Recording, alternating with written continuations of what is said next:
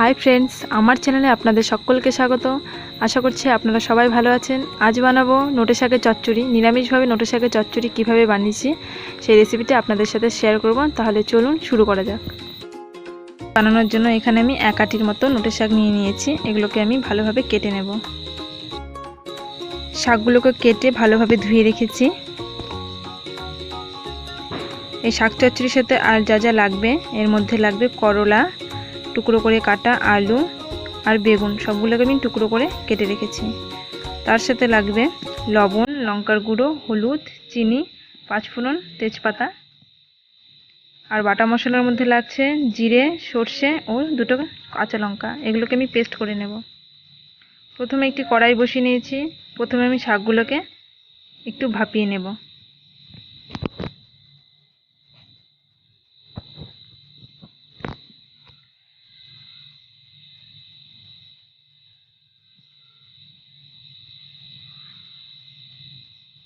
শাকগুলোকে ঠিক এইভাবে ভাপিয়ে নেবার পর একটি পাত্রে আমি তুলে নিচ্ছি। কড়াইয়ে ঠিক অল্প তেল দিয়ে তেলটা গরম হয়ে যাবার পর টুকরো করে কেটে রাখা করলাগুলোকে দিয়ে ভেজে নেব। তার সাথে এর মধ্যে দিয়ে দিব সামান্য নুন ও সামান্য হলুদ। সবগুলো ভালোভাবে মিশিয়ে করলাগুলোকে সুন্দরভাবে ভেজে নিতে হবে।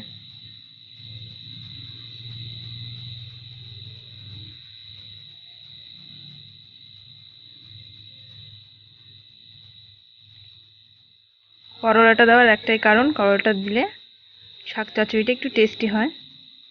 করলাগুলো ভাজা হয়ে গেছে। এরপর একটি পাত্রে আমি তুলে নিচ্ছি।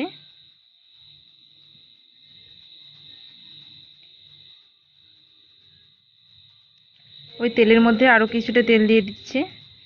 তেলটা গরম হয়ে যাওয়ার পর এর মধ্যে কেটে রাখা আলু ও বেগুনগুলোকে দিয়ে দেব। দিয়ে কিছুক্ষণের জন্য ভেজে নেব। ঠিক 2 থেকে 3 মিনিটের মতো আমি ভেজে নেব।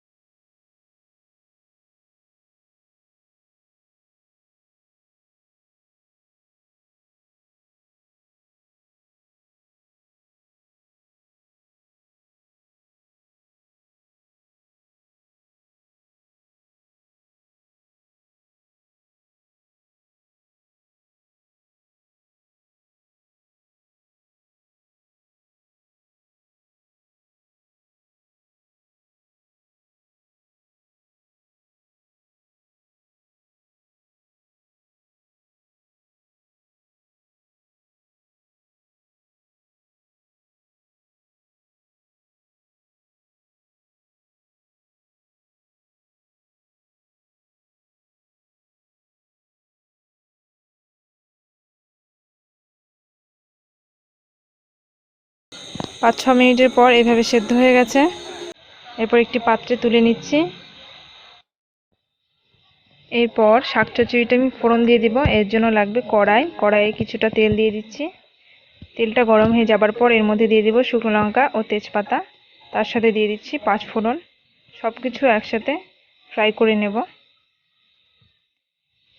ঠিক এভাবে ফ্রাই করে নেওয়ার পর শাক চচ্চড়িটাকে ঢেলে দিতে হবে। খুবই সাবধানে ঢালতে হবে, না হলে তেল ছিটকে যেতে পারে হাতে।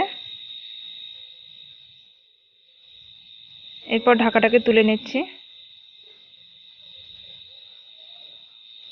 খুন্তির সাহায্যে ফোড়নটাকে ভালোভাবে তরকারির সাথে মিশিয়ে দিতে হবে।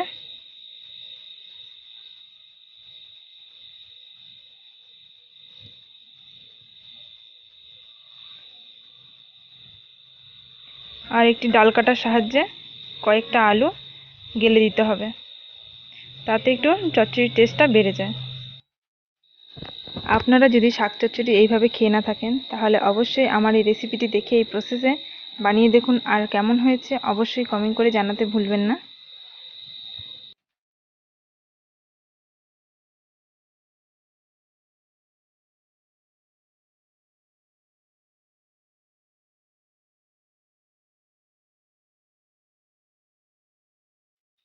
ব্যাস তৈরি হয়ে গেছে শাক চচ্চড়ি।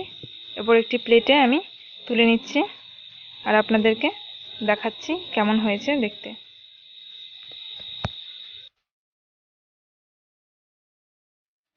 আমার এই রেসিপিটি যদি আপনাদের ভালো লেগে থাকে, তাহলে অবশ্যই আমার ভিডিওটিতে একটি লাইক করবেন এবং আমার চ্যানেলটিকে সাবস্ক্রাইব করবেন।